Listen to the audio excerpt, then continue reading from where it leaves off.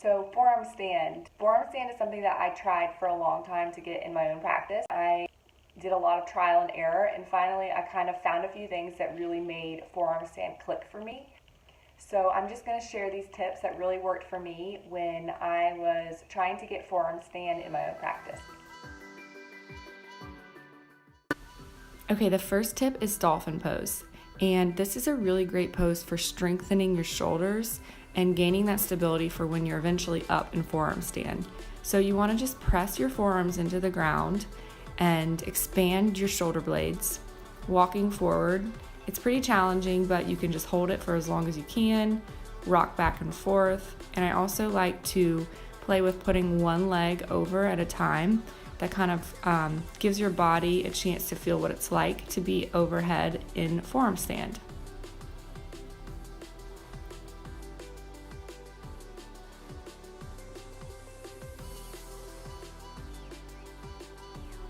Okay, the next tip is headstand, and in my opinion, headstand is a lot less challenging than a forearm stand, so it's a great way to practice just being upside down and keeping yourself stable.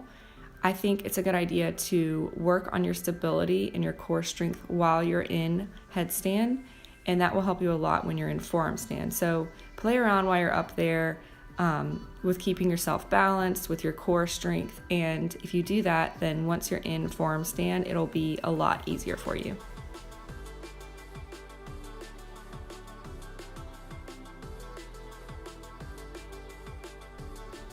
Okay, the next tip is to practice with a band or a strap. I actually think that a strap works a little bit better here, but I don't happen to have one at home, so a band works too. And the reason this is helpful is because when you're first starting in forearm stand, there's a tendency for your arms to kind of splay out when you go overhead. So this really helps keep your arms together so you can gain that muscle memory and the strength needed to keep yourself up when you're not using the band or a strap.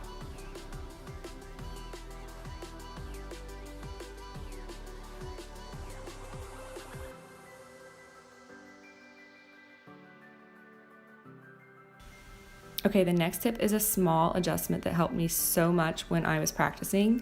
So instead of looking straight down when I was going up into forearm stand, I just adjusted my gaze slightly forward, looking a little bit towards my thumbs.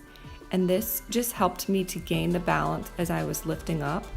And once you're up there, you can kind of play with shifting your gaze, looking down or even back as you get a little bit more advanced in the pose. So I actually started forearm stand with palms facing down towards the mat, and I think that's a good place to learn. But now I prefer to practice with my palms facing one another, kind of making a little bit of a V with my arms. And for me, this just helps to gain some extra stability when I'm upside down and maybe doing something with my legs or moving towards scorpion pose. I think that it gives you a little bit more stability. You can kind of teeter back and forth on your arms a little bit better. So that's just something to play around with as you practice.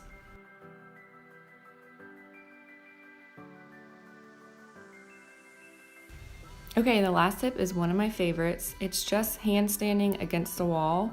This is actually something I used to do every single morning when I woke up for 30 seconds.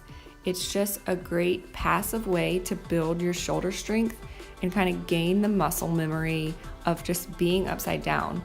And you don't have to worry about keeping yourself up in handstand. That's what the wall is for. But if you just practice this for a minute or so a day, you really will build the strength you need to keep yourself up in forearm stand. Forearm stand can be really challenging on your shoulders and your arms, so give yourself some love after you practice. Child's pose is a great counter pose to stretch it out. I love threading one arm under myself at a time. This really stretches out your shoulders and it feels so good.